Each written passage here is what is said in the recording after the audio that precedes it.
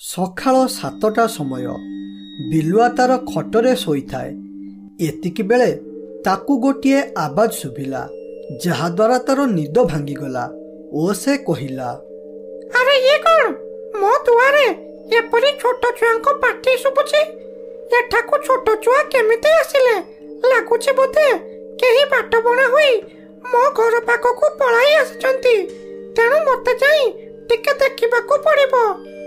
ଏପରି କହି ବିଲୁଆ ଘର ବାହାରକୁ ଆସିଲା ଓ ଦେଖିଲା ଗୋଟିଏ ଡାହାଣୀ ତାର 3ଟି ଛୁଆକୁ ଧରି ଛିଡ଼ା ହୋଇଥାଏ ଓ ସେ ଡାହାଣୀ କୌଣସି ଅଜଣା ଡାହାଣୀ ନଥିଲା, ବରଂ ସେ ଜଙ୍ଗଲର ଡାହାଣୀ ଥିଲା, ଯିଏକି ଅନେକ ସମୟରେ ଜଙ୍ଗଲର ଜୀବଜନ୍ତୁଙ୍କୁ ସାହାଯ୍ୟ କରିବା ସହ ଜଙ୍ଗଲକୁ ସୁରକ୍ଷା ଦିଏ। ମା ଦୟାକରି ଆମକୁ ତମ ସାଥିରେ ନେଇଯାଅ ଓ ଏଠାରେ ଛାଡ଼ନି। ଆମେ ତମ ବିନା ବଞ୍ଚିପାରିବୁ ନାହୁଁ। ଦୟାକରି ଏଠାରେ ଛାଡ଼ନି ମା। ଆମକୁ ତମ ପାଖରେ ରହିବାର ଅଛି ଓ ତୁମର ସାହାଯ୍ୟ କରିବାର ଅଛି। ତେଣୁ ଚାଲ ମା, ଏଠାରୁ ଶୀଘ୍ର ପଳାଇବା। ଆରେ ନା ପୁଅ, ଏଠାରେ ରହି ପାଠ ପଢ଼। ପାଠ ପଢ଼ିଲେ ସିନା ବଡ଼ ମଣିଷ ହୋଇ ଏ ଜଙ୍ଗଲର ନାଁ ରଖିବୁ। ଆଉ ଏହା ଛଡ଼ା ମୁଁ ମଧ୍ୟ ତୁମକୁ ଦେଖା କରିବା ପାଇଁ ପ୍ରତି ସପ୍ତାହରେ ଥରେ ଆସିବି ଏବଂ ତୁମ ମନ ପସନ୍ଦ ଖାଦ୍ୟ ନେଇକି ଆସିବି। ଏବେ ଏଠାରେ ରୁହ। ସେ ଯାହା ହେବା କଥା ହେଉ, ଆମକୁ ଜଙ୍ଗଲରେ ନାଁ ରଖିବା କିଛି ଆବଶ୍ୟକ ନାହିଁ। ଆମକୁ ବାସ୍ ତୁମ ସାଥିରେ ରହିବାର ଅଛି। ତମ ସାଥିରେ ରହିଲେ ଯାଇ ଆମେ ବଡ଼ ମଣିଷ ହୋଇପାରିବୁ। ତେଣୁ ଆମକୁ ଏଠାରେ ନ ଛାଡ଼ି ତମ ପାଖରେ ରଖ ମା। ଏହା ଶୁଣି ଡାହାଣୀ ବହୁତ ଜୋରେ ରାଗିଗଲା ଓ କହିଲା, ଅନାନି ଗୁଗୁ, ମୋତେ ଜମା ବି ରଗାନି କହୁଛି। ମୁଁ ଯଦି ରାଗେ ନା, ତାହେଲେ ଏଇଠାରେ ତମ 3ଟାକୁ ଜୋରରେ ପିଟିବି। ମୁଁ ଭଲରେ କହୁଛି, ଏଠାରେ ରୁହ ଓ ପାଟି ପୁରା ଚୁପ୍ କର, ନହେଲେ ଏଇଠାରେ ସବୁଦିନ ପାଇଁ ଛାଡ଼ିଦେବି ଓ ଦେଖା କରିବାକୁ ଆଉ ଆସିବି ନାହିଁ। ଆରେ ନାନୀ, କଣ ହୋଇଛି? ତମେ ଆଜି ହଠାତ୍ ମୋ ଦୁଆରେ ଛିଡ଼ା ହୋଇଛ ଓ ଏ ଛୁଆଙ୍କୁ ଏପରି ଗାଳି କରୁଛ କାହିଁକି? ଆଉ କେଉଁଠାରେ ୟାଙ୍କୁ ଛାଡ଼ିବା କଥା କହୁଛ? ମୋତେ ଟିକେ କହିବ କି? ଆରେ ଏ ବିଲୁଆ, ତୁ ତ ହେଉଛୁ ଏ ଜଙ୍ଗଲର ସବୁଠାରୁ ଜ୍ଞାନୀ ଜୀବ, ମାନେ ସବୁଠାରୁ ଅଧିକ ପଢ଼ିଛୁ। ତେଣୁ ମୁଁ ଚାହୁଁଛି କି ମୋର ଏ 3ଟି ପୁଅକୁ ତୋ ପାଖରେ ରଖି ପଢ଼ା। ଓ ହଁ, ତୁ ଜମା ବି ଚିନ୍ତା କରନା। ଏ 3 ଜଣଙ୍କର ଖାଇବା ରହିବା ଟଙ୍କା ଦେବା ସହ ତତେ ମଧ୍ୟ ମୁଁ ମାସକୁ ଟଙ୍କା ଦେବି। ବାସ୍ ମୋର ଏ 3ଟି ଛୁଆଙ୍କୁ ତୁ ପାଠ ପଢ଼ାଇ ଦେ। ଏକଥାରେ ବିଲୁଆ ରାଜି ନଥିଲେ ମଧ୍ୟ ବାଧ୍ୟ ହେଲା ୟାଙ୍କୁ ରଖିବା ପାଇଁ, କାରଣ ତାର ବାପା ଦେହ ଯେତେବେଳେ ଖରାପ ହୋଇଥିଲା ସେତେବେଳେ ଡାହାଣୀ ଟଙ୍କା ଦେଇ ସାହାଯ୍ୟ କରିଥିଲା। ତେଣୁ ସେ କହିଲା, ଆରେ ନାନୀ, ତୁମକୁ କଣ ବା ଆଉ ମନା କରିବି? ତମେ ତ ମୋ ପାଇଁ ଭଗବାନଙ୍କ ପରି ଲୋକ, କାରଣ ତମେ ମୋତେ ମୋର ବିପଦ ବେଳେ ସାହାଯ୍ୟ କରିଛ। ତେଣୁ ମୁଁ ତୁମର ପୁଅକୁ ପାଠ ପଢ଼ାଇବି। ହଉ ନାନୀ, ୟାଙ୍କ 3 ଜଣଙ୍କୁ ଏଇଠାରେ ଛାଡ଼ି ପଳାଅ। ମୁଁ ଆଜିଠାରୁ ହିଁ ଏ 3 ଜଣଙ୍କୁ ପାଠ ପଢ଼ାଇବା ଆରମ୍ଭ କରିବି। ଏହା ଶୁଣିବା ପରେ ଡାହାଣୀ ତାର ଛୁଆକୁ ବିଲୁଆ ପାଖରେ ଛାଡ଼ିଦେଇ ସେଠାରୁ ପଳାଇଲା ଓ ତାପରେ ବିଲୁଆ ଏ 3 ଜଣଙ୍କ ସହ କଥାବାର୍ତ୍ତା ହେଲା। ଆରେ ପିଲାମାନେ, ତମେ ଜମା ବି ମନ ଦୁଃଖ କରନା। ମୁଁ ଜାଣିଛି ତମେ ତମର ମାଙ୍କୁ ଛାଡ଼ିଥିବାରୁ ତମ ମନ ଦୁଃଖ ହେଉଥିବ, ହେଲେ ତମେ ଜମା ବି ଚିନ୍ତା କରନା। ମୁଁ ତୁମ ସାଥିରେ ଏପରି ଭାବେ ମିଶିବି ଯେ ତମେ ତମର ମାଙ୍କୁ ଭୁଲିଯିବ। ଆମେ ଏଠାରେ ପାଠ ପଢ଼ିବା ସହ ନାଚ, ଖେଳ, ଗୀତ କରିବା ଓ ବହୁତ ମଜା କରିବା। ଆଉ ରହିଲା ବଡ଼ ମଣିଷ ହେବା କଥା, ଦେଖିବ ତମେ ଦିନେ ଏ ଜଙ୍ଗଲର ସବୁଠାରୁ ଜ୍ଞାନୀ ହୋଇକି ବାହାରିବ। ହଉ, ଏବେ କହିଲ ତୁମ ନାଁ ସବୁ କଣ? ସାର୍, ମୋ ନାଁ ଗୁଗୁ ଓ ମୋ ବାମ ପାଖରେ ଯିଏ ଛିଡ଼ା ହୋଇଛି ତା ନାଁ ସୁଜିତ ଓ ଯିଏ ଡାହାଣ ପାଖରେ ଛିଡ଼ା ହୋଇଛି ସେ ହେଉଛି ରାଜୁ। ସାର୍, ଆମ 3 ଜଣଙ୍କର ଏଠାରେ ରହିବା ପାଇଁ ଜମା ବି ଇଚ୍ଛା ନାହିଁ, ହେଲେ ମୋ ମା ଆମକୁ ଏଠାରେ ବାଧ୍ୟ କରି ଛାଡ଼ିଛନ୍ତି। ତେଣୁ ସାର୍, ଆମକୁ ଏଠାରୁ ଯିବାକୁ ଦିଅ। ଆମେ ଆମର ଘରକୁ ଯିବାକୁ ଚାହୁଁଛୁ। ଆରେ ପିଲାମାନେ, ମୁଁ ଗୋଟିଏ ଗପ କହୁଛି ଶୁଣ। ମୋ ଜେଜେବାପା ବହୁତ ଗରିବ ଥିଲେ, ତେଣୁ ସେ ମୋର ବାପାଙ୍କୁ ଠିକରେ ଖାଇବାକୁ ଦେଇପାରୁନଥିଲେ।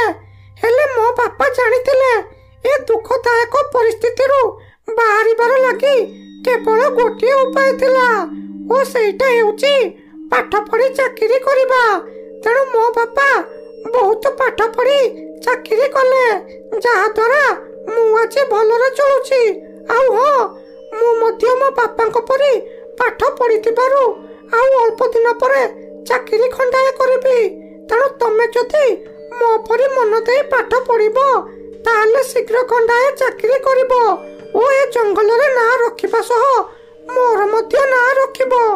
ଏହା ଶୁଣି ଗୁଗୁ ମନେ ମନେ ବହୁ ଜୋରେ ରାଗିଗଲା, କାରଣ ସେ ଭାବିଥିଲା ତାଙ୍କୁ ବିଲୁଆ ଛାଡ଼ିଦେବ ବୋଲି। ହେଲେ ତା କଥାର ଓଲଟା ହେଲା, ମାନେ ବିଲୁଆ ତାଙ୍କୁ ନ ଛାଡ଼ି ଗପ କହୁଛି। ତେଣୁ ସେ କହିଲା, ହଇରେ ବିଲୁଆ, ମୁଁ ତତେ ସେତେବେଳୁ ସାର୍ କହି ସମ୍ମାନ ଦେଉଛି। ଭାବିଥିଲି ତୁ ମତେ ଛାଡ଼ିଦେବୁ ବୋଲି, ହେଲେ ତୁ କ'ଣ ନ ଛାଡ଼ି ଏପରି ଗପ କହୁଛୁ? ତତେ ଭଲରେ ଭଲରେ କହୁଛି, ଏଠାରୁ ଆମକୁ ଯିବାକୁ ଦେ, ନହେଲେ କଥାଟା ଭଲ ହେବନି। ଗୁଗୁର ଏପରି ବ୍ୟବହାର ଦେଖି ବିଲୁଆ ବହୁ ଜୋରେ ରାଗିଗଲା ଓ କହିଲା, ଆରେ ଏ ପିଲା, ତୁମେ ଭୁଲି ଯାଉଛ ବୋଧେ ମୁଁ ହେଉଛି ତୁମ ସାର୍ ବୋଲି। ସେତେବେଳେ ମୁଁ ତୁମ ସାଥିରେ ଭଲରେ କଥା ହେଉଛି ବୋଲି ଏହା ମାନେ ଏଇଆ ନୁହଁ ଯେ ତମେ ଏପରି ମୋ ସାଥିରେ ବାଜ୍ୟ କଥାବାର୍ତ୍ତା କରିବ। ତୁମର ଏଇ ବାଜ୍ୟ କଥାବାର୍ତ୍ତା ଯୋଗୁଁ ମୁଁ ଚାହିଁଲେ ଏଇଠାରେ ତୁମକୁ ପିଟି ପାରେ, ହେଲେ ମୁଁ ଏହାଠାରୁ ତୁମକୁ ବଡ଼ ଶାସ୍ତି ଦେବି ଓ ସେଇଟା ହେଲା ଏବେ ଏଇ କଥା ମୁଁ ତୁମର ମାଙ୍କୁ କଲ୍ କରି କହିବି। ଏହା ଶୁଣି ତିନି ଜଣ ଡରିଗଲେ। ତେଣୁ କଥାକୁ ନ ବଢ଼େଇବା ପାଇଁ ସୁଜିତ କହିଲା, ଆରେ ବିଲୁ ସାର୍, ଦୟାକରି ଏ ବିଷୟରେ ମାଙ୍କୁ କୁହନି। ମାଙ୍କୁ କହିଲେ ବହୁତ ବଡ଼ ଅସୁବିଧା ହୋଇଯିବ। ସେ ଆସି ଆମକୁ ବହୁତ ମାରିବେ। ମୋ ଭାଇ ସୁଜିତ ରାଗରେ ଥିବାରୁ ଏପରି କହିଦେଲା। ତେଣୁ ତାକୁ ଏଇଥର କ୍ଷମା କରିଦିଅ, ଆଉ ଆଗକୁ ଏପରି ଭୁଲ ଜମା ବି ହେବନି। ଆଉ ହଁ, ଆଜିଠାରୁ ଆମେ ତୁମ ପାଖରେ ହିଁ ରହି ପଡ଼ିବୁ ଓ କୁଆଡ଼େ ନ ଯାଇ ପାଠ ପଢ଼ିବୁ। ଏହା ଶୁଣି ବିଲୁଆର ରାଗ ଶାନ୍ତ ହୋଇଗଲା, କାରଣ ସେ ଏହା ଭାବି ଛାଡ଼ିଦେଲା ଏମାନେ ହେଲେ ବହୁତ ଛୋଟ ଛୁଆ, ଏବେ ଏବେ ଘର ଛାଡ଼ିଥିବାରୁ ତାଙ୍କର ବ୍ୟବହାର ଏପରି ହେଉଛି। ହେଲେ ଧୀରେ ଧୀରେ ସବୁ ଠିକ୍ ହୋଇଯିବ, ଏପରି ଭାବି ବିଲୁଆ ରହିଲା। ଏବଂ ତା ପରଦିନ ସକାଳ ହେବା ପରେ ବିଲୁଆ ବାଘ ମାମୁଁ ପାଖକୁ ଗଲା ଓ ସେଠାରେ ପହଞ୍ଚିବା ପରେ ବାଘ କହିଲା, ଅରେ ବିଲୁ, ତୋର କ'ଣ ହୋଇଛି? ତୁ ପାଠ ପଢ଼ାରେ ବ୍ୟସ୍ତ ରହୁଛୁ କିରେ? କାଲି କାହିଁ ମୋ ପାଖକୁ ଆସିଲୁ ନାହୁଁ? ମୁଁ ଜଙ୍ଗଲରେ ତୋର ଅପେକ୍ଷା କରି କରି ମୋର ଘରକୁ ପଳାଇ ଆସିଲି। କ'ଣ କହିବି ମାମା ତୁମକୁ? ଡାହାଣୀ ନାନୀ ତାର 3ଟି ପୁଅକୁ ନେଇ ମୋ ପାଖରେ ଛାଡ଼ି ଯାଇଛି ଓ କହିଛି ତାଙ୍କୁ ପାଠ ପଢ଼ାଇବା ପାଇଁ। ହେଲେ ସେ ଛୁଆଙ୍କର ପାଠ ପଢ଼ିବାକୁ ଜମା ବି ଇଚ୍ଛା ନାହିଁ। ସେଇମାନଙ୍କୁ ବୁଝାଇ ବୁଝାଇ କାଲି ସକାଳୁ ରାତି ହୋଇଗଲା। ତେଣୁ ମୁଁ ତୁମ ପାଖକୁ ଆଉ ଆସିପାରିଲି ନାହିଁ। ଆରେ ବିଲୁ, ତୁ ଡାହାଣୀ ନାନୀର ସାହାଯ୍ୟ କଲୁ ଠିକ୍ ଅଛି, ହେଲେ ମୋତେ ତା ଛୁଆଙ୍କ ଉପରେ ଜମା ବି ଭରସା ନାହିଁ। କାରଣ ଡାହାଣୀ ନାନୀ ସିନା ଭଲ, ହେଲେ ତାର ସ୍ୱାମୀ ବ୍ରହ୍ମ ରାକ୍ଷସ ଥିଲା, ବହୁତ ହାରାମି। ତେଣୁ ତାର ଗୁଣ ସବୁ ତାର ଛୁଆମାନେ ବାଛିକି ଆଣିଛନ୍ତି। ଏସବୁ ମୁଁ ଅନୁମାନ କରି କହୁନି, ବରଂ ମୁଁ ମୋର ନିଜ ଆଖିର ଦେଖିଥିବାରୁ କହୁଛି। ମାମା, କାହିଁକି ତମେ ଏପରି ବାଜ୍ୟ କଥା ଭାବୁଛ? ଆରେ ସେମାନେ ହେଲେ ବହୁତ ଛୋଟ ଛୁଆ, ଠିକ୍ ଭୁଲ ବିଷୟରେ ପୁରା ଅଜଣା। ତେଣୁ ସେ ଏପରି ଦୁଷ୍ଟାମି ହେବାର ତୁମେ ଦେଖିଥିବ। ଭୁଲିଗଲ ଆମେ ଛୋଟବେଳେ କେତେ ଦୁଷ୍ଟ ଥିଲେ?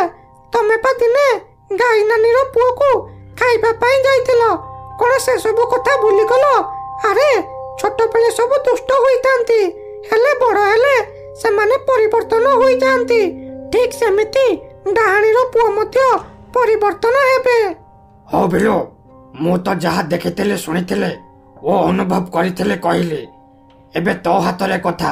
ତୋ କଥା ଅନୁସାରେ ଯଦି ସେମାନେ ପରିବର୍ତ୍ତନ ହୋଇଗଲେ ଭଲ, ନହେଲେ ମନେ ରଖିଥା ତୋର ଜୀବନ ମଧ୍ୟ ଯାଇପାରେ।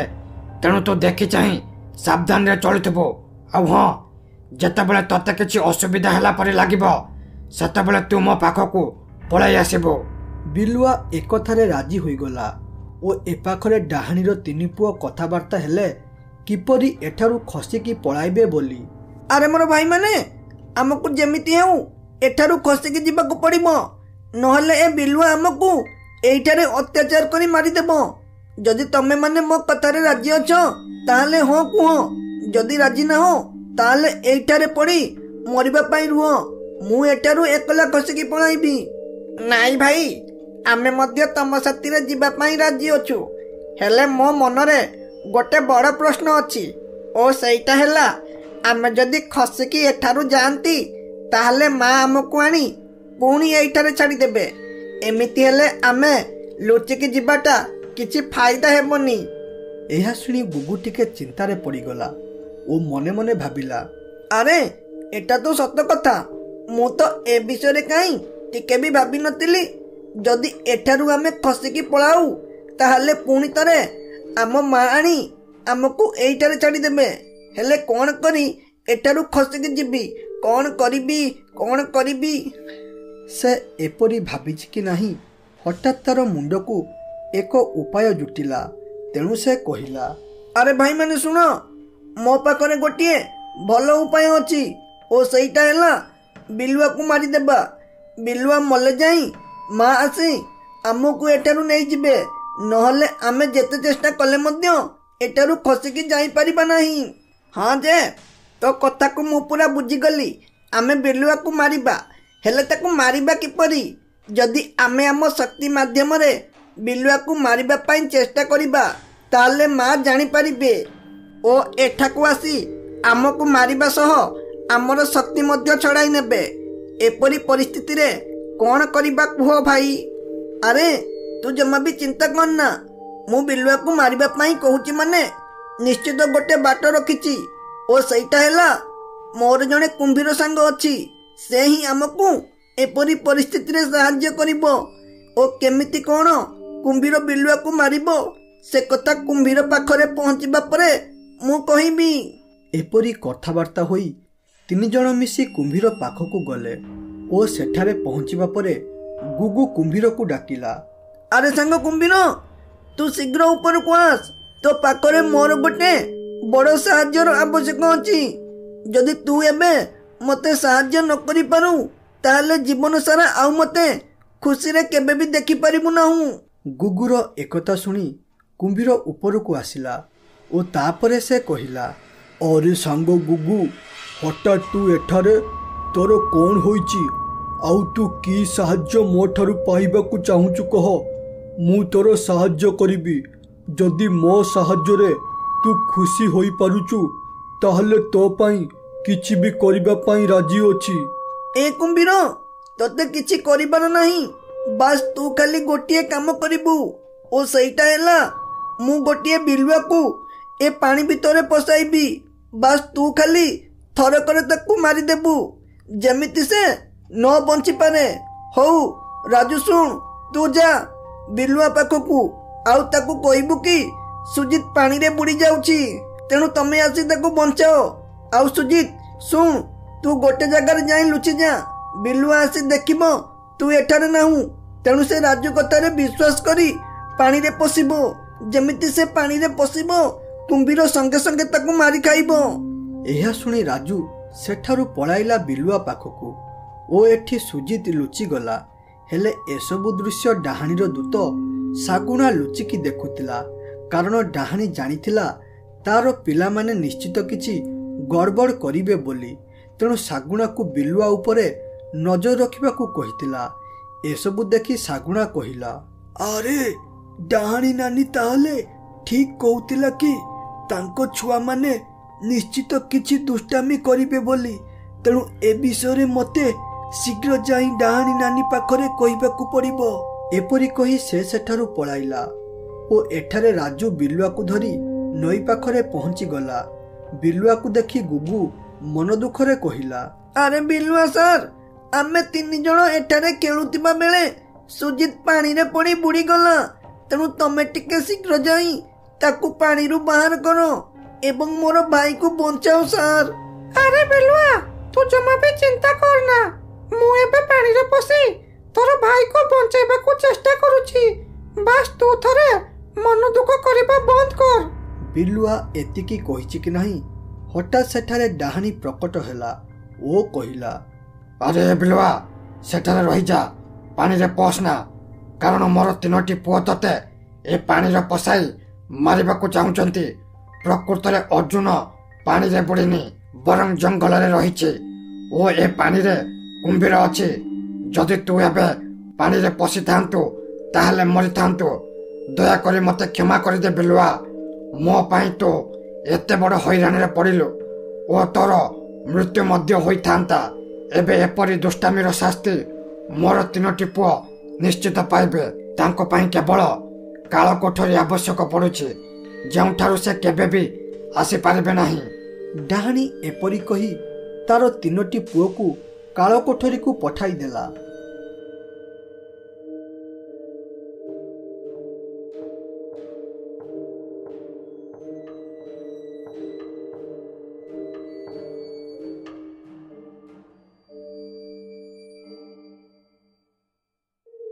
ଓହୋ, ଏ ଥଣ୍ଡା ଥଣ୍ଡା ପାଗରେ ଝାଡ଼ା ପିରିବାଟା ବହୁତ କଷ୍ଟ। ମୁଁ ଶାନ୍ତିରେ ଶୋଇଥିଲି, ହେଲେ ଏତିକି ବେଳେ ମୋତେ ଜୋରରେ ଝାଡ଼ା ଲାଗିଲା। ହଉ, ଏବେ ଯେତେ ଶୀଘ୍ର ହେବ ଏଠାରୁ ଝାଡ଼ା ପିରି ପଳାଇବି, ନହେଲେ ଯଦି ଭୂତ ବାହାରେ ନା ତାହେଲେ ଆଜି ମୋର ଶେଷ ଦିନ ହୋଇଯିବ। ଏପରି କହି ସୁରେଶ ଗୋଟିଏ ଜାଗାରେ ଝାଡ଼ା ବସିଲା। ଓହୋ, ଝାଡ଼ା ପିରିବା ପାଇଁ ଗୋଟେ ଭଲ ଜାଗା ପାଇଗଲି। ଏଠାରେ ଟିକେ ଶୀତ କମ୍, ଯାହାଦ୍ୱାରା ମୋତେ ଟିକେ ଥର କମ୍ ଉଠାଉଛି। ସେ ଏତିକି କହିଛି କି ନାହିଁ, ହଠାତ୍ ତାର ନଜର ପଡ଼ିଲା ଗୋଟିଏ ନିଆଁ ଗୋଳା ଏପାଖ ସେପାଖ ଗଡ଼ୁଥାଏ। ଏହା ଦେଖି ସେ ଡରିଗଲା ଓ ଧୀରେ ଧୀରେ କହିଲା, ଆରେ ଏଟା କିପରିକା ଜିନିଷ? ଏଟା ଗୋଟେ ନିଆଁ ଗୋଳା ପରି ଗଡ଼ୁଛି। ଏପରିକା ଜିନିଷ ମୁଁ ତ ମୋ ଜୀବନରେ କେବେ ବି ଦେଖିନଥିଲି। ଏଟା ଆଉ ଡାହାଣୀ ଆଲୋକ ନୁହଁ ତ? ଆରେ ନା ନା, ଏ ଜିନିଷ କିଛି ଅଲଗା ବୋଧେ। ଆରେ ଏଟା ଆଉ ଜଖ ନୁହେଁ ତ? ହଁ ହଁ, ଏଟା 100% ଜଖ ହୋଇଥିବ। ଯାଉଛି ଏବେ ୟାକୁ ଧରିବି। ଆରେ ଗୋଟିଏ ସନ୍ଦେହ ରହିଲା, ଯଦି ଏଟା ଭୂତ ହୋଇଥିବ ନା ତାହେଲେ ମୋର ମୃତ୍ୟୁଟା ପୁରା ଫାଇନାଲ ହୋଇଯିବ। ତେଣୁ ଏ ବିଷୟରେ ମୋ ବାପାଙ୍କୁ ଟିକେ ପଚାରିବାକୁ ପଡ଼ିବ ଓ କାଲି ଠିକ୍ ଏତିକି ବେଳେ ଆସିବି। ଯଦି ଏ ଜଖଟା ଏଠାରେ ଥିବ ତାହେଲେ ଧରିବି। ସେ ଏପରି କହି ସେଠାରୁ ପଳାଇଲା ଏବଂ ତା ପରଦିନ ସକାଳ ହେବା ପରେ ସେ ତାର ବାପାଙ୍କୁ କହିଲା, ଆରେ ବାପା, ମୁଁ ତୁମକୁ ଗୋଟିଏ କଥା ପଚାରିବି। ତମେ ମୋତେ ସବୁ କଥା ଗୋଟି ଗୋଟି କରି ଖୋଲିକି ବୁଝାଇକି କହିବ, କାରଣ ତମେ ଯଦି ମୋତେ ଠିକ୍ ଠିକ୍ ଉତ୍ତର ଦେବ ତାହେଲେ ଆମେ ବହୁତ ଧନୀ ହେବାର ସମ୍ଭାବନା ଅଛି। ଆରେ ଏ ପୁଅ, ତୋର କ'ଣ ହୋଇଛି? ତୁ ଏପରି କଥା କହୁଛୁ? ତୁ ଥରେ ମୋତେ କଥା କ'ଣ କହ। ଯଦି ତା ବିଷୟରେ ମୁଁ ଜାଣିଥିବି ତାହେଲେ ତୋତେ ଭଲରେ ଭଲରେ ବୁଝାଇ କହିବି, ଓ ଯଦି ଜାଣିନଥିବି ତାହେଲେ କହିପାରିବି ନାହିଁ। ବାପା, ଜଖ କ'ଣ ଓ ଜଖ ଦେଖିବାକୁ କିପରି? କ'ଣ ସତରେ ଜଖ ଅଛି? ମୁଁ ଏପରି ପ୍ରଶ୍ନ ପଚାରିବାର କାରଣ ହେଉଛି, କାଲି ରାତିରେ ମୁଁ ଜଙ୍ଗଲରେ ଝାଡ଼ା ପିରୁଥିବା ବେଳେ ଦେଖିଲି ଗୋଟିଏ ନିଆଁ ଗୋଳା ଗଡ଼ୁଥିଲା। କ'ଣ ସେଇଟା ଜଖ ନା ଜଖ ନୁହଁ? ଆରେ ପୁଅ, କ'ଣ କହୁଛୁ ତୁ? ନିଆଁ ଗୋଳା ଜଙ୍ଗଲରେ ଗଡ଼ୁଥିବାର ଦେଖିଲୁ? ଏଥିପାଇଁ ଜଖ ବିଷୟରେ ପଚାରୁଛି କି? ହଉ, ଏବେ ଶୁଣ ଯାହା ପଚାରୁଛୁ।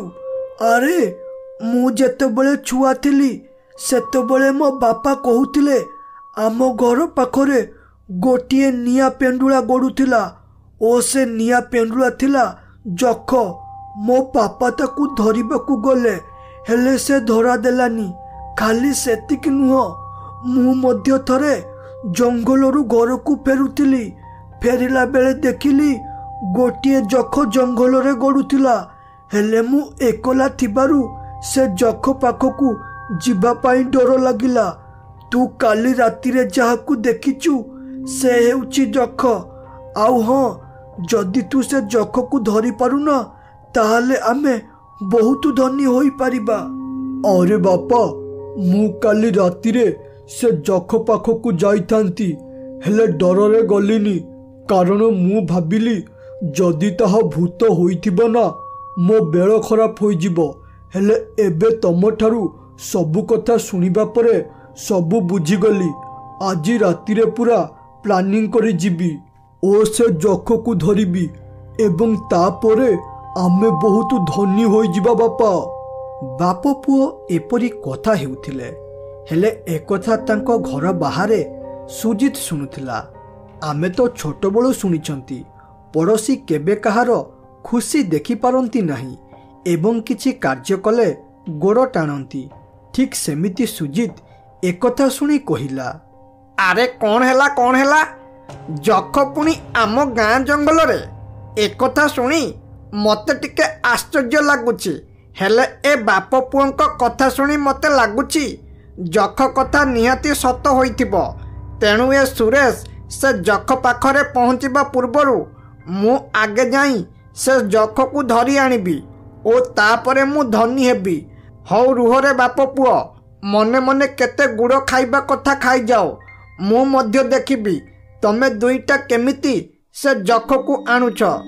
ଏପରି କହି ସେ ସେଠାରୁ ପଳାଇଲା ଏବଂ ତାପରେ ସୁରେଶ ମନେ ମନେ ପୁରା ପ୍ଲାନ୍ କଲା କେମିତି ସେ ଯକ୍ଷକୁ ଧରିବ ଏବଂ କେମିତି ଧନୀ ହେବ ଓ ତାର ଘରେ ଖୁସିର ଲହରୀ ଖେଳିବ। ସେ ଏପରି ଭାବୁଥିବା ବେଳେ ହଠାତ୍ ତାର ମନକୁ ଗୋଟିଏ ଆଇଡିଆ ଆସିଲା ଓ ତାପରେ ସେ କହିଲା, ଆରେ ମୋ ମୁଣ୍ଡରେ ଗୋଟିଏ ଆଇଡିଆ ପଶିଲା। ଏ କ୍ଷେତ୍ରରେ କେବଳ ମୋତେ ବାଘ ଓ ବିଲୁଆ ସାହାଯ୍ୟ କରିପାରିବେ, କାରଣ ମୁଁ ଯଦି ଯକ୍ଷକୁ ଧରିବାକୁ ଚେଷ୍ଟା କରେ ତାହେଲେ ସିଏ ଜଙ୍ଗଲର ଭିତରକୁ ପଳାଇବ, ଯାହାଦ୍ୱାରା ମୁଁ ତାକୁ ଧରିପାରିବି ନାହିଁ। ହେଲେ ବାଘ ଓ ବିଲୁଆ ହେଲେ ଜଙ୍ଗଲର ଜୀବ। ସେ ଦୁଇ ଜଣ ଜଙ୍ଗଲର ଗଳିସନ୍ଧି ରାସ୍ତା ଜାଣିଛନ୍ତି, ତେଣୁ ସେ ହିଁ କେବଳ ଯକ୍ଷକୁ ଧରିପାରିବେ। ଏପରି କହି ସୁରେଶ ବିଲୁଆ ବାଘକୁ ଦେଖା କରିବାକୁ ଜଙ୍ଗଲକୁ ଗଲା ଏବଂ ତାଙ୍କ ପାଖରେ ପହଞ୍ଚିବା ପରେ ବିଲୁଆ କହିଲା, ହଇରେ ମଣିଷ, ତୁ ଏଠାକୁ କାହିଁକି ଆସିଛୁ? ଆଉ ତୁ ଭୁଲି ଯାଉଛୁ ବୋଧେ ଆମେ ତୋତେ ଚାହିଁଲେ ଏଇଠାରେ ମାରିଦେବୁ। ଆରେ ଆମେ ଯଦି ତମ ଜାଗାକୁ ଯାଉନୁ ତାହେଲେ ତମେ ମଧ୍ୟ ଏଠାକୁ ଆସି ଆମକୁ ହଇରାଣ କର ନାହିଁ। ଆରେ ଏ ବାଘ ଓ ବିଲୁଆ, ମୁଁ ଏଠାକୁ ତୁମକୁ ହଇରାଣ କରିବା ପାଇଁ ଆସିନି, ବରଂ ମୋର ତୁମ ପାଖରେ ଗୋଟିଏ ସାହାଯ୍ୟର ଆବଶ୍ୟକ ଅଛି। ଯଦି ତମେ ମୋତେ ସାହାଯ୍ୟ କରିବ ତାହେଲେ ତମେ ମୋତେ ଯାହା ମାଗିବ ମୁଁ ତୁମକୁ ସେଇଆ ଦେବି। ଏବେ କୁହ, ମୋର ସାହାଯ୍ୟ କରିବ ନା କରିବ ନାହିଁ? ଆରେ କି ପ୍ରକାର ସାହାଯ୍ୟ? ମଣିଷ ପୁଣି କେବେଠୁ ଜୀବଜନ୍ତୁଙ୍କର ସାହାଯ୍ୟ ନେଲେଣି? ଏ କଥା ମୋତେ ଟିକେ ହଜମ ହେଉନି। ମୋତେ ଯାହା ଲାଗୁଛି ତୁ ଏଠାକୁ ଆସିଛୁ ଆମକୁ ଫସାଇ ମାରିବା ପାଇଁ। ତେଣୁ ମାମା, ଏ ମଣିଷଟାକୁ ମନା କରିଦିଅ, ଆମେ ତାକୁ କୌଣସି ପ୍ରକାର ସାହାଯ୍ୟ କରିପାରିବୁ ନାହିଁ। ଆରେ ଏ ବିଲୁଆ, ମୁଁ ସତ କଥା କହୁଛି, ମୁଁ ତୁମର କିଛି ବି କ୍ଷତି କରିବା ପାଇଁ ଏଠାକୁ ଆସିନି କିମ୍ବା ତୁମକୁ ଫସାଇବା ପାଇଁ ଏଠାକୁ ଆସିନି। ଆଉ ଏମିତିରେ ମୋତେ ତୁମ ପାଖରେ ଯେଉଁ ସାହାଯ୍ୟ ଦରକାର ସେଟା ରାତିରେ ହେବ। ଯଦି ସାହାଯ୍ୟ କରିବ କୁହ, ନହେଲେ ମୁଁ ଏଠାରୁ ପଳାଇବି। ରହ ବିଲୁ, ତୁ ଏବେ ଚୁପ୍ କର, ଆଗେ ତାକୁ କହିବାକୁ ଦେ ସେ କ'ଣ କହୁଛି। ଯଦି ଆମକୁ ଠିକ୍ ଲାଗିଲା ତାହେଲେ ଆମେ ତାର ସାହାଯ୍ୟ କରିବା, ନହେଲେ ତାକୁ ଏଠାରୁ ଫେରାଇ ଦେବା। ହଉ ଏବେ କହ, ତୋର କି ସାହାଯ୍ୟ ଦରକାର? ସାହାଯ୍ୟ ମାନେ ଆଜି ରାତିରେ ତମେ ମୋ ସାଥିରେ ଜଙ୍ଗଲରେ ରହିବ ଏବଂ ଗୋଟିଏ ଯକ୍ଷକୁ ଧରିକି ଦେବ।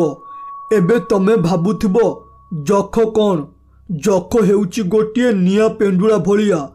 ବାସ୍ ତମେ ଥରେ ମୋତେ ଧରିକି ଦିଅ ଓ ତାପରେ ଯାହା ମାଗିବ ମୁଁ ଦେବି। ହଉ ଠିକ୍ ଅଛି ମଣିଷ, ଆମେ ତୋର ସାହାଯ୍ୟ କରିବୁ। ଆଉ ମନେ ରଖ, ଯଦି ତୁ କିଛି ଚାଲାକି କରିବା ପାଇଁ ଚେଷ୍ଟା କରୁନା ତାହେଲେ ଆମ ହାତରୁ ତୋତେ କେହି ବି ବଞ୍ଚାଇ ପାରିବେ ନାହିଁ। ଆଉ ଗୋଟେ କଥା, ତୋର କାମ ହୋଇସାରିବା ପରେ ତୁ ଆମ ଦୁଇ ଜଣଙ୍କୁ 20ଟି ଛେଳି ଖାଇବାକୁ ଦେବୁ। ଯଦି ଏକଥାରେ ରାଜି ତାହେଲେ ଆମେ ତୋର ସାହାଯ୍ୟ କରିବୁ, ନହେଲେ ତୁ ଏଠାରୁ ପଳାଇ ପାରୁ। ସୁରେଶ ବାଘ କଥାରେ ରାଜି ହୋଇଗଲା ଏବଂ ରାତି ହେବା ପରେ ସୁଜିତ ମନ ଖୁସିରେ ତାଙ୍କ ଗାଁ ଜଙ୍ଗଲକୁ ପଳାଇ ଆସିଲା ଏବଂ କିଛି ସମୟ ଅପେକ୍ଷା କରିବା ପରେ ହଠାତ୍ ତାର ନଜର ପଡ଼ିଲା ଗୋଟିଏ ନିଆଁ ପେଣ୍ଡୁଳା ଗଡ଼ୁଥାଏ। ଏହା ଦେଖି ସେ ବହୁତ ଖୁସି ହୋଇଗଲା ଓ କହିଲା, ଆରେ ବା, ସତରେ ଏଟା ଯଖଟା। ତାହେଲେ ସେ ବାପ ପୁଅ ସତ କହୁଥିଲେ। ଏବେ ମୁଁ ଏ ଯଖଟାକୁ ଧରିକି ନେଇଯିବି ଏବଂ ତାପରେ ପ୍ରବଳ ଧନୀ ହୋଇଯିବି। ହଉ, ଏବେ ଆଉ ବିଳମ୍ବ ନକରି ଶୀଘ୍ର ଯାଉଛି ଏଟାକୁ ଧରିବି, ନହେଲେ ସେ ବାପ ପୁଅ 2 ଜଣ ଆସି ୟାକୁ ନେଇଯିବେ। ସୁଜିତ ଏପରି କହି ଯଖକୁ ଧରିବା ପାଇଁ ଆଗକୁ ବଢ଼ିବାରେ ଲାଗିଲା। ସେ ଯେମିତି ଯଖକୁ ଧରିବା ପାଇଁ ଚେଷ୍ଟା କଲା, ଯଖ ସେତେ ଆଗକୁ ଆଗକୁ ବଢ଼ିବାରେ ଲାଗିଲା। କଥାରେ ଅଛି, ଅତି ଲୋଭ ତଣ୍ଟି କାଟେ। ଠିକ୍ ସେମିତି ସୁଜିତ ଲୋଭରେ ପଡ଼ି ସେ ଯଖ ପଛେ ପଛେ ଗଲା ଓ ତାପରେ ହଠାତ୍ ସେ ରହିଗଲା। କାରଣ ସେ ଦେଖିଲା ଆଗରେ ଗୋଟିଏ ଭୟଙ୍କର ଭୂତିଆ ଗୁମ୍ଫା ଥାଏ ଏବଂ ସେ ଗୁମ୍ଫା କୌଣସି ସାଧାରଣ ଗୁମ୍ଫା ନୁହଁ, ବରଂ ସେ ଗୁମ୍ଫାର ମୁହଁ ଗୋଟିଏ ସତ ଭୂତର ମୁହଁ। ଏହା ଦେଖି ସେ ସେଠାରୁ ଯିବାକୁ ଭାବୁଥିବା ବେଳେ ହଠାତ୍ ଭୂତ ତାକୁ ମାରିଦେଲା ଏବଂ ଏ ପାଖରେ ସୁରେଶ ବିଲୁଆ ଓ ବାଘକୁ ଧରି ଯଖକୁ ଦେଖିଥିବା ଜାଗାରେ ପହଞ୍ଚିଗଲା ଏବଂ ସେଠି ପହଞ୍ଚି ଯଖ ଆସିବାର ଅପେକ୍ଷା କରିବାରେ ଲାଗିଲା। ସେ ଅପେକ୍ଷା କରି କରି କିଛି ସମୟ ବିତିବା ପରେ ହଠାତ୍ ଯଖ ଆସିଲା। ଯଖକୁ ଦେଖି ସୁରେଶ କହିଲା, ଅରେ ଏ ବାଘ ଓ ବିଲୁ, ଦେଖ ଯଖ ଆସିଗଲା।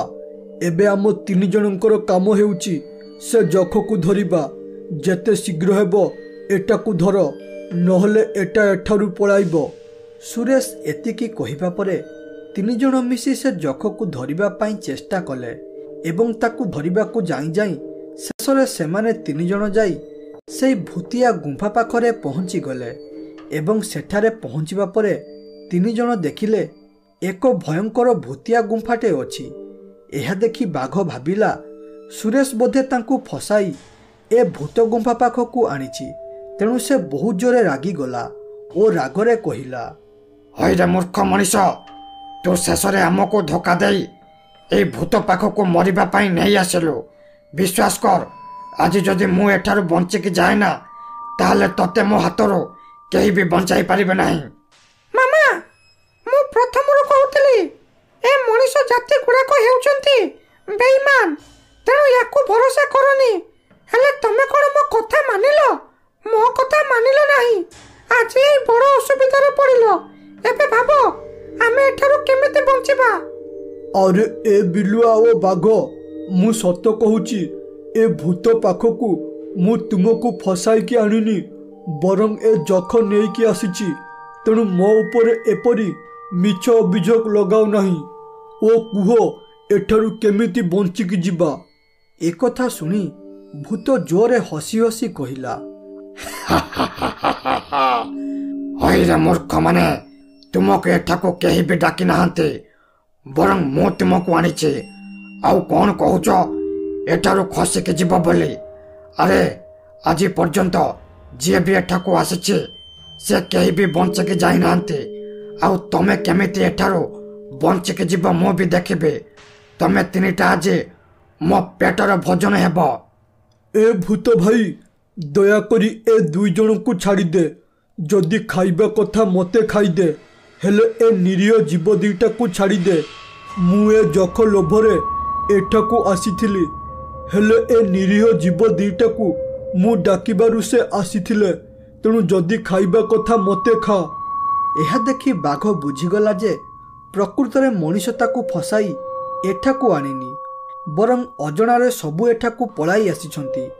ଏସବୁ ବୁଝିପାରି ବାଘ କହିଲା, ଆରେ ମଣିଷ, ତୋ କଥାରୁ ମୁଁ ବୁଝିପାରୁଛି ତୁ ଆମକୁ ଏଠାକୁ ଡାକିନୁ ବୋଲି। ତେଣୁ ଆଜି ଯଦି ମରିବା ତାହେଲେ 3 ଜଣ ମରିବା, କାରଣ ଆମେ ମଧ୍ୟ ଛେଳି ଖାଇବା ଲୋଭରେ ତୋ ସାଥିରେ ଆସିଥିଲୁ। ଲୋଭ 3 ଜଣ କରିଛନ୍ତି ମାନେ 3 ଜଣ ମରିବା, ନହେଲେ ଏଠାରୁ 3 ଜଣ ବଞ୍ଚିକି ଯିବା। ଆରେ ତମ 3 ଜଣଙ୍କର ଯଦି ସେ ଫିଲ୍ମ ଭାଷଣ ସରିଗଲା, ତାହେଲେ ଏବେ ମରିବା ପାଇଁ ପ୍ରସ୍ତୁତ ହୋଇଯାଅ, କାରଣ ମୋତେ ଜୋରେ ଭୋକ ଲାଗିଲାଣି। ତେଣୁ ମର ଏବେ। ଭୂତ ଏପରି କହିଛି କି ନାହିଁ, ହଠାତ୍ ଗୋଟିଏ ନିଆଁ ଲଗା ତୀର ଆସି ତା ଦେହରେ ବାଜିଲା, ଯାହାଦ୍ୱାରା ସେ ସେଇଠାରେ ଜଳିଗଲା। ଏହା ଦେଖି ବାଘ, ବିଲୁଆ ଓ ସୁରେଶ ଖୁସି ହୋଇଗଲେ ଏବଂ ପଛକୁ ବୁଲି ଦେଖିଲେ ସୁରେଶ ବାପା ତୀର ମାରିଛି। ଏହା ଦେଖି ସେ କହିଲା, ଅରେ ବାପା, ତମେ ଏଠି ଓ ତମେ କେମିତି ଜାଣିଲ ମୁଁ ଅସୁବିଧାରେ ପଡ଼ିଛି ବୋଲି, ଯାହାଦ୍ୱାରା ତମେ ଏଠାକୁ ତୀର ଧରି ପଳାଇ ଆସିଲ ଏବଂ ଏ ଭୂତକୁ ମାରିଦେଲ? ଆରେ ପୁଅ, ତୁ ଘରୁ ବାହାରିବା ପରଠାରୁ ମୋ ମନ ଗୋଳେଇ ଘାଣ୍ଟି ହେଲା। କାହିଁକି କେଜାଣି ମୋତେ ଏମିତି ଲାଗିଲା ସତେ ଯେମିତି ତୁ କୌଣସି ବହୁତ ବଡ଼ ବିପଦରେ ପଡ଼ିଛୁ ବୋଲି। ମୋ ମନ ଜମା ବି ଭଲ ନ ଲାଗିବାରୁ ମୁଁ ଆମ ତୀର ଧରି ଏଠାକୁ ପଳାଇ ଆସିଲି ଓ ଏଠାରେ ପହଞ୍ଚି ଦେଖେ ତ ତମେ ବହୁତ ବଡ଼ ବିପଦରେ ପଡ଼ିଛ। ଏହା ଦେଖି ମୁଁ ମୋର ତୀର ମାଧ୍ୟମରେ ଏ ଭୂତକୁ ମାରିଦେଲି।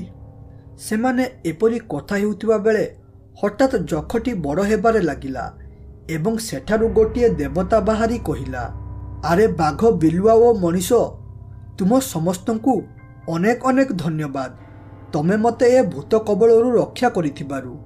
ଏ ଭୂତ ମୋତେ ଗୋଟିଏ ଯଖ କରି ତା କବଳରେ ବନ୍ଦିନ କରି ରଖିଥିଲା ଓ କହୁଥିଲା ପ୍ରତ୍ୟେକ ଦିନ ଗୋଟିଏ ଲେଖାଏଁ ମଣିଷ ନେଇ ଆସିବା ପାଇଁ। ହେଲେ ତୁମେ ଏ ଭୂତକୁ ମାରିବା ପରେ ମୁଁ ଏ ଯଖଟାରୁ ମୁକ୍ତି ହେଲି। ଏଥିପାଇଁ ମୁଁ ତୁମକୁ କିଛି ଉପହାର ଦେବାକୁ ଚାହୁଁଛି। ଦେବତା ଏପରି କହି ନିଜର ଶକ୍ତି ମାଧ୍ୟମରେ ଅନେକ ସୁନାର ଟଙ୍କା ଦେଲେ ଓ ସେଠାରୁ ଅଦୃଶ୍ୟ ହୋଇଗଲେ।